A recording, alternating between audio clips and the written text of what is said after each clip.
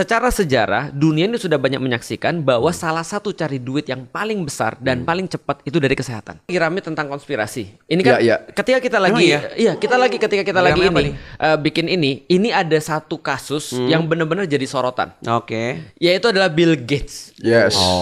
Bill Gates lagi nyoba vaksin TBC. Ya, tahu. Nah, ini kebagi dua nih orang nih. Balik lagi karena tadi ya orang, aku bingung juga kadang-kadang kenapa sih orang nggak mau diskusi sih sebenarnya. Exactly. Yes. Jadi contoh kayak gini misalnya, ada orang yang menganggap lah emang kenapa itu udah pasti baik kok. Kalau itu datang daripada Bill Gates gitu kan ya, datang daripada pemerintah udah pasti baik. Apalagi Menteri Kesehatan sudah mengokekan misalnya.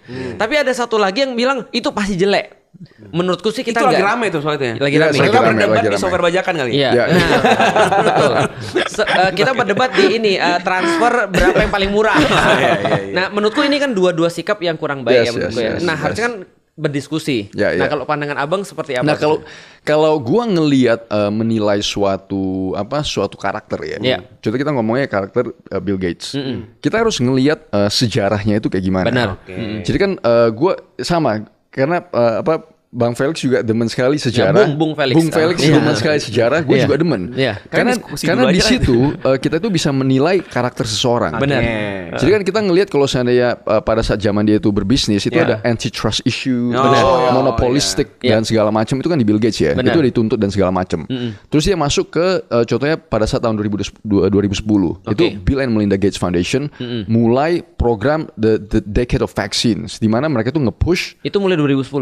Jadi di situ mereka tuh nge-push vaccine trial itu di India, di Afrika.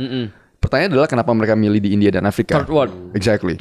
Dan di India terutama itu kasus-kasusnya gede sekali itu. Kasus-kasus di India sampai DPR-nya itu ada di postingan gue di Instagram. Sampai DPR-nya India itu kasih strong statement bahwa safety dan ethical issue banyak sekali itu di program-program seperti itu. Jadi korban banyak dan segala macam kan. Dipaksa, gak ada informed consent, gak ada segala macam. Dan itu juga terjadi di Afrika. Jadi kan, nah itu kita udah ngelihat karakternya itu gimana. Terus lanjut lagi, kita jangan menjadi manusia itu yang amnesia. Gue selalu bilang jangan menjadi manusia itu yang amnesia. Lu jangan cuma 3-4 tahun lu lupa kejadiannya. Jadi contoh di pada saat COVID-19 ya, yang paling getol untuk nge-push mRNA vaksin adalah Bill Gates. Ya kan. Begitu dia getol segala macam, tiba-tiba dia ngejual itu share-nya saham dia itu di BioNTech. Dia untung berapa kalau nggak salah itu untung dia sahamnya 50 juta, gue lupa lah exactnya. Tapi 10 kali lipat dia untung. Setelah dia jual shares itu, dia langsung di public forum dia bilang enggak, mRNA vaksin ini nggak bagus. Setelah dia jual, padahal dia awalnya promote. Dia promote sekali kan. Yang paling getol adalah dia yang promote. Tapi begitu dia jual, dia langsung ganti. Terus karakter, kalau kita ngelihat dari karakter lagi, kita ngelihat hubungan antara Bill Gates itu dengan Jeffrey Epstein. Pernah dengar nggak kasus Jeffrey Epstein? Exactly. Jadi kan Jeffrey Epstein ini ada satu karakter yang sangat menarik ya. Di politiknya US, di selebriti dan segala macam. Jadi kan ada satu berita yang tunjukkan bahwa dia itu kemungkinan adalah intelnya Mossad. Benar. Mossad tahu kan? Tahu. Exactly. USS.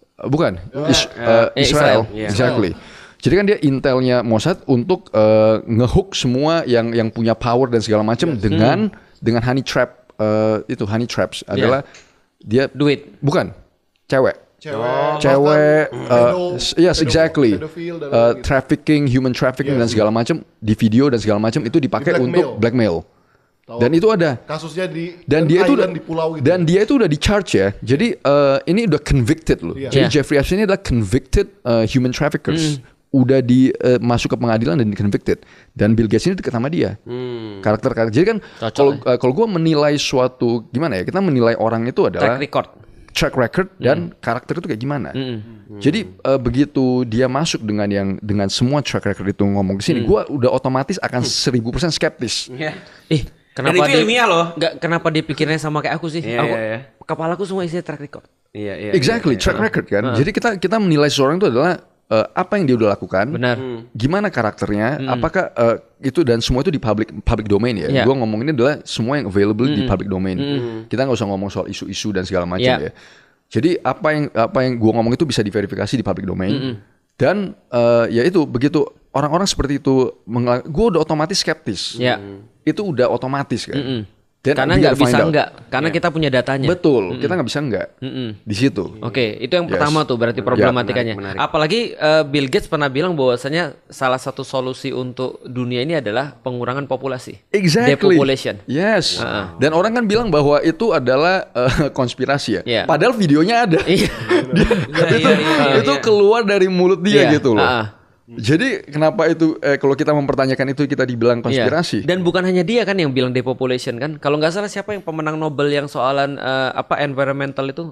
Aduh, aku lupa lagi. Iya, pokoknya gitu-gitulah pasti. Yang bilang environmental bahwa saya problemnya pas Al Gore kan juga bilang depopulasi kan, bahwasanya dengan masalah-masalah semua ini kuncinya adalah depopulasi. Di humans adalah orang, manusia. Iya, orang. Berarti kan orangnya harus kurang. Kenapa nggak diajak dikurangin? Enggak, karena gini, pendekatan ekonomi kapitalis adalah selalu ada manusia dengan deret ukur berbanding dengan sumber daya yang deret hitung, kan seperti itu kan sebenarnya kan ya. Maka selalu solusinya adalah pengurangan manusia, depopulasi. Dan akhirnya Bill Gates ke titik itu. Dan akhirnya aku lihat gini, balik lagi kita contoh misalnya ketika kita ngeliat vaksin ya, ada terpisah 2 orang di Indonesia. Satu, orang yang tadi percaya bahwasannya vaksin itu pasti betul. Dan yang bertentangan adalah pasti konspirasi halu. Yes. Dan sebaliknya ada orang yang misalnya full semua pasti konspirasi dan ini nggak ada bener-benernya. Betul. Padahal kita perlukan sekali lagi diskusi. Karena Exactly. problematika ini selalu ada. Contoh ya, aku pengen ngasih satu fakta yang mungkin teman-teman belum banyak tahu. Ada satu film dokumentari bagus, aku nggak tahu abang udah nonton atau belum, judulnya Drugs. Drugs dengan di belakangnya S-nya ganti dolar. Jadi drugs. Itu benar-benar fakta menunjukkan bahwasanya kalau kita bicara kapitalis pasti tidak hanya obat sebenarnya. Semua mereka pakai untuk itu. Food mereka industrialized dan segala macam. Dimana ada uang mereka cari gitu ya. Mereka cari. Termasuk yang paling besar itu adalah obat sebenarnya. Oh yes. Karena keperluan atas obat itu lebih besar daripada keperluan atas makanan. Karena begitu orang sudah sakit, bro, dia akan bayar berapapun untuk bisa hidup. Jadi bisnis obat nih ngeri banget.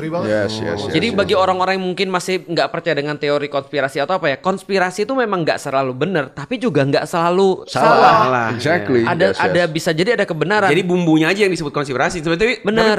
Itu basis fact-nya juga ada gitu. Karena cara berpikir logis adalah memperhitungkan historical. Betul. Makanya ketika kita bicara tentang aku ngelihat ada banyak sekali kasus-kasus di Amerika misalnya yang benar-benar mereka masuk sampai ke university. Lalu kemudian mereka sampai jadi perusahaan-perusahaan ini pharmaceutical ini membiayai para university untuk dapat satu terus diambil gitu maksudnya.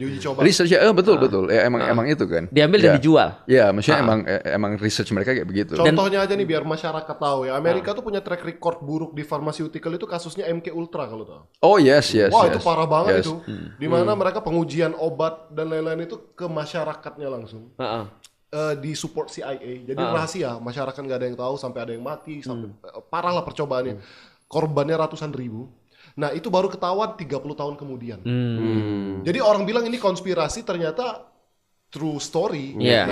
Jadi track recordnya pharmaceutical corporation di Amerika tuh berantakan. Iya. Oh yang MK Ultra itu mereka tuh ngetes untuk apa kayak contoh obat-obat itu sih itu obat-obat narkoboy.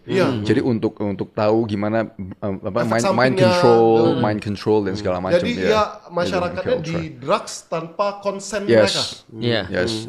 Nah pertanyaannya gini, kalau ada yang nanya dok, kalau ada yang nanya bang misalnya, emang kenapa kalau misalnya Bill Gates nyoba di Indonesia bukannya bagus, bukannya kita perlu juga, itu kan rame tuh. Bukannya kita perlu juga obat TBC dan segala macam. Problemnya apa?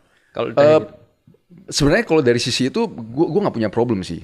Kalau mereka itu mau trial di sini segala macam ya. Cuma yang gue ngelihat adalah intention. Lagi-lagi gue ngelihat dari track record itu. Ya kita belum tahu hasil itu kayak gimana, resultsnya itu dan segala macam kayak gimana.